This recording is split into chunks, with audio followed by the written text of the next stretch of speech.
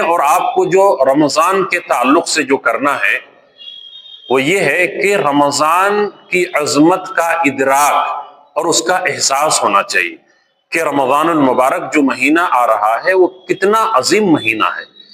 کیا مقام و مرتبہ رکھتا ہے، اس کے اندر کتنی خیر اور بھلائیاں ہیں، ہمارے لیے کیا کیا پیغام لے کر کے آ رہا ہے۔ اس چیز کا احساس ہمارے دل کے اندر اگر ہوں گے تبھی جا کر کے ہم اس کی قدر کر پائیں گے، کیونکہ اگر ہم رمضان کی قدر و قیمت نہیں سمجھ پائیں گے، اس کی کیا قیمت ہے، کیا اہمیت ہے، کیا مقام اور مرتبہ ہے، تو پھر ہم اس کا جس طرح سے استقبال کرنا چاہیے یا جس طرح سے فائدہ اٹھانا چاہیے نہیں کر سکتے۔ لہذا ہمیں اور آپ کو چاہیے کہ پہلے رمضان کس قدر عظمت والا اور کتنا عظیم مہینہ ہے اس کا ادراک کرنا چاہیے، اس کا احساس ہمارے دلوں کے اندر ہونی چاہیے۔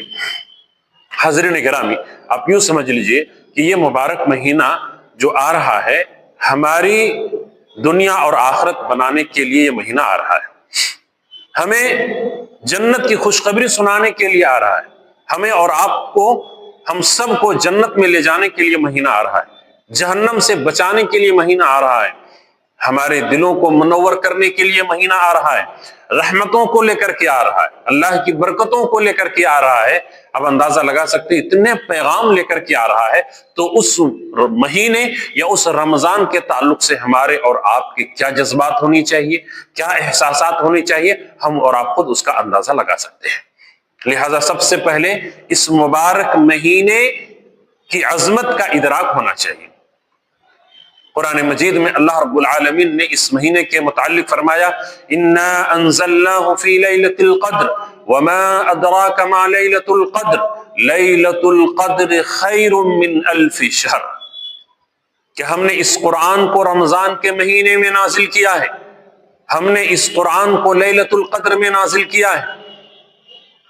اور لیلۃ القدر کیا چیز ہے آپ کو معلوم ہے؟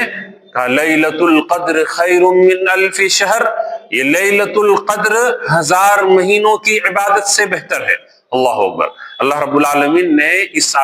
ان آیات میں یہ پیغام دیا ہے کہ اس قرآن کو لیلۃ القدر جو رمضان کے مہینے کی آخری عشرے میں ہوتی ہے اس میں ہم نے اس قرآن کو نازل کیا ہے،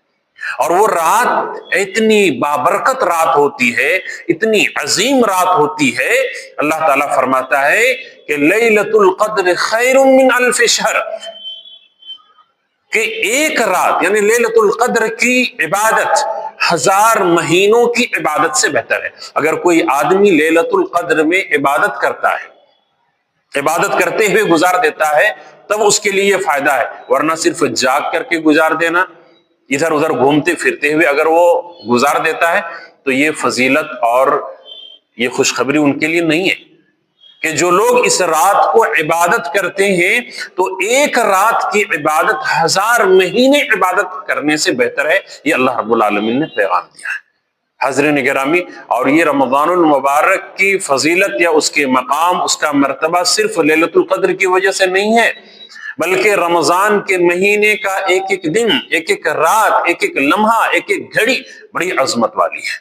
نہایت ہی بابرکت والے وہ سارے ایام اور لمحات ہیں۔ لہٰذا ہمیں اور آپ کو چاہیے کہ اس مہینے کی ہم قدر کریں، اس کی عظمت کو سمجھیں، اور ایک ایک وقت کو بہتر سے بہتر اعمال کرتے ہوئے انجام دینے کی کوشش کریں۔ حضرت طلحہ بن عبید اللہ رضی اللہ عنہ بیان فرماتے ہیں کہ اللہ کے نبی صلی اللہ علیہ وسلم کی خدمت میں 2 آدمی دور دراز سے سفر کر کے آئے، اور ایک ساتھ دونوں نے اسلام قبول کیا۔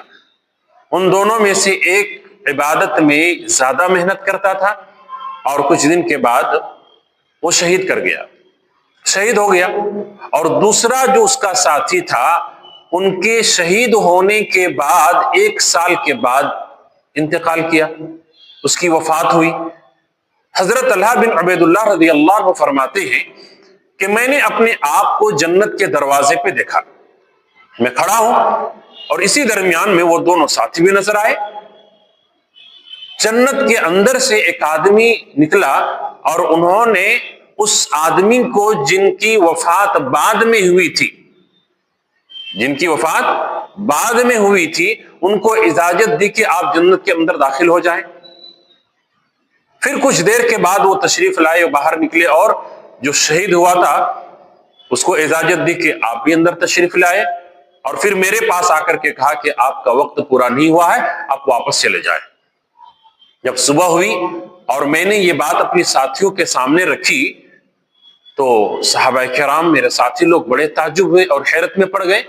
کہ ایسا کیسے ممکن ہو سکتا ہے کہ ایک آدمی عبادت میں زیادہ دلچسپی رکھتا تھا، زیادہ محنت کرتا تھا، اور شہید بھی ہوا، اس کو جنت میں داخل ہونے کی اجازت بعد میں ملتی ہے اس آدمی سے جو اپنے بستر پر فطری موت مرتا ہے۔ جب اللہ کے نبی صلی اللہ علیہ وسلم کو یہ خبر ہوئی تو آپ صلی اللہ علیہ وسلم نے صحابہ کرام کو فرمایا من ای ذالک تعجبون،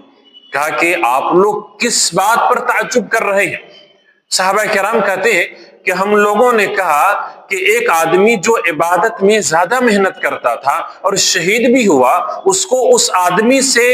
آدمی کے بعد جنت میں داخل ہونے کی اجازت ملتی ہے، یہ کیسے ممکن ہے؟ اور اسی بات پر ہمیں حیرت ہو رہی ہے اور ہم تعجب کر رہے ہیں۔ اللہ کے نبی صلی اللہ علیہ وسلم نے فرمایا الیس مکث ھذا بعدہ سنہ، الیس قد مکث ھذا بعدہ سنہ، کہ کیا یہ آدمی جو بعد میں انتقال کیا، ان کے شہید ہونے کے بعد 1 سال تک زندہ نہیں رہا؟ صحابہ کرام نے کہا کہ ہاں ایسا تو ہے معاملہ۔ پھر آپ صلی اللہ علیہ وسلم نے فرمایا وَأَدْرَكَ رَمَضَانَ فَصَامَ وَصَلَّى كَذَا وَكَذَا مِن سَجَدَةٍ فِي السَّنَةِ،